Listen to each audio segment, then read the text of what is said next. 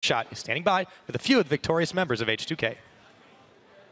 Thank you very much, guys. What a fantastic performance. First of all, congratulations to Lulex and, of course, Hono there. Prolly, I'm going to start by asking you, how is it that your team put on 2 phenomenal victories this week, and why did they win as the coach? That was luck, right? Yeah, I think everything was just kind of RNG. They really, in Champ Select, we tried to press random, but it just wasn't working. So we kind of, I pressed random in my brain and we picked the comp. And I kind of told them, I was like, well, if you see a champion, just go kill it. If there's a turret there, go get farm first and then take the turret. And they kind of did everything right. I don't know, they just don't listen to me ever. Well, it seems to work off. The trolley Prolly giving the advice that his team needs. First of all, Lulex, again, congratulations, 2-0, 6-game winning streak. Yesterday in the hype video for Fnatic versus Origin, you said that, well, whoever wins might be the best in Europe, but they still have to play H2K. Number 1, you predicted the Fnatic victory. Number 2, you're playing them next week. How is that matchup going to play out, and who is the best team in Europe? I don't know. I think it's going to be interesting. Like, the top 3 in Europe right now are us, Fnatic, and Origin.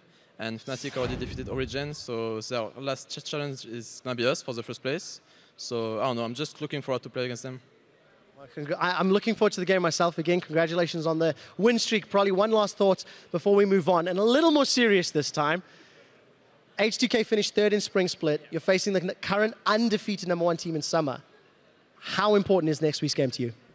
I'm actually really, really excited about next week. I think this week I prepared a lot, but I didn't prepare for this week. I was preparing this week for the next one coming up. So I'm actually really, really excited. I think maybe the players are listening to what I say in scrims, because they don't do it in scrims. So hopefully next week we'll be like completely prepared. And I think we have a couple of tricks that we're planning for Fnatic, because we haven't gotten to pull them out yet. So I really want to beat them. Our secret plans. Guys, grab your gear, head off stage. Thank you so much for the interview. We're going to wrap this up over at the analyst desk once more. Thank you so much, QuickShot. Yeah, quite interesting there from Prolly. Started off a little bit trolly, but secret tricks. Secret tricks. Lulex didn't want to let the cards be shown just yet, but I feel like Prolly is really eager to show that his team is the best in Europe. Of course, I mean, H2K now for so long has been performing so well back in Spring Split. Suddenly they became better and better and better. We didn't want to put them as #1. We don't want to put them as #1 yet either before they beat Fnatic. So I understand as a coach why you really want to go in here and show you are the best team. Yeah, and just once again, a methodical game from them. A couple of numbers. They had the largest gold lead in the split so far, 2.9K at 10 minutes, and they owned the entire top 3 of biggest, largest lead at 10 minutes, because you said in the beginning they weren't that strong in that very early phase, but hey, the numbers are right. All right, let's correct that one. It's not that they're not strong in the early phase, it's when they face a team like Fnatic. In the past, they've been losing in the laning phase. When they play against every other team in Europe, they're more than fine. Well, I'm just looking back at the games they have lost so far. Remember Origin? Yep. Week 1? I Week do. 2. One of the weeks. We'll see. Time will tell. But Cyanide overall, just methodical early game from H2K once again. It seemed to be the story of the game, like Giants just trying to go for those big waves that you obviously need to get, and they just get intercepted every time by H2K and get killed. And I really have nothing more to say. After that, the lead was just so huge, they just take the turrets down one by one and push for the win. And Giants really didn't do themselves any favors in the pick and ban phase. I mean, I'm not really sure what they were trying to build. Normally, if you have like Echo Vayne and you want to split push with 2 targets, you need like Wave Clear in the mid lane. You have an Ezreal with like 45-50 seconds on your ulti. That's about it. There's like no real pressure from Giants at any point of the game. They gave so many strong picks over. Alistar as well. I mean, yeah, I know you take away the Thresh, but then you got to ban the Alistar. Yeah, I actually really like the Vayne in theory, because they are facing a lot of tanks, and if you play Vayne well, and when you have Quicksilver Sass and or Banshee, you can, I think, 1-on-1 Fizz. So I really like that pick, but then you had an Ezreal already. Yeah. So yeah, that kind of ruined it. And that's the thing, like you have Vayne, which let's say in step 10 is going to be great, but how do you get up there? I mean, there are 9 steps on the way through the early game where you're just so far behind. We even have a replay, and this is something I love to talk about, is Sivir as a champion. Fantastic. Then pair it with an Alistar.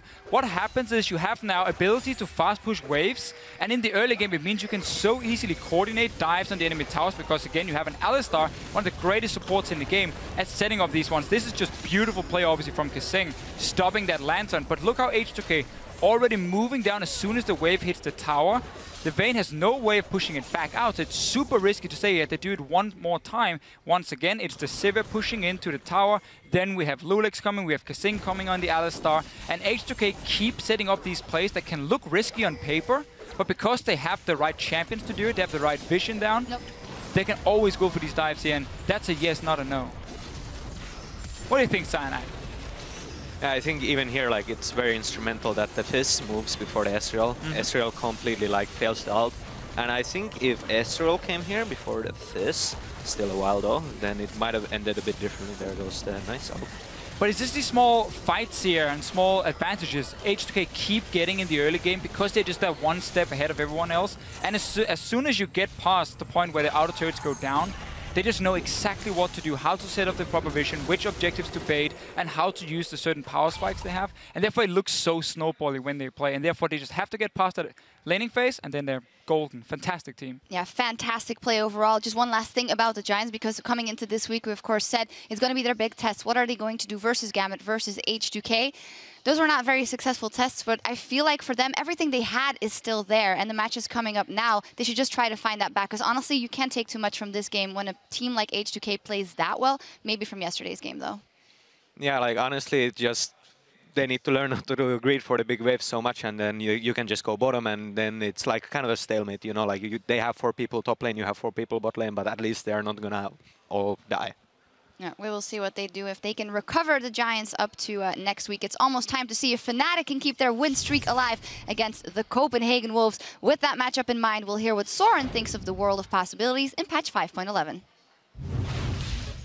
Mid lane is like a huge mess right now. You can play whatever you want. People start playing Vladimir mid all the time. You can play Lulu still. You can, I think Faker said something like you can play whatever you want mid. I even believe he played Master Yi. Honestly, like, as long as you're comfortable on the champion and you think like you figured it out, the matchups and stuff, like you can play basically what you want to.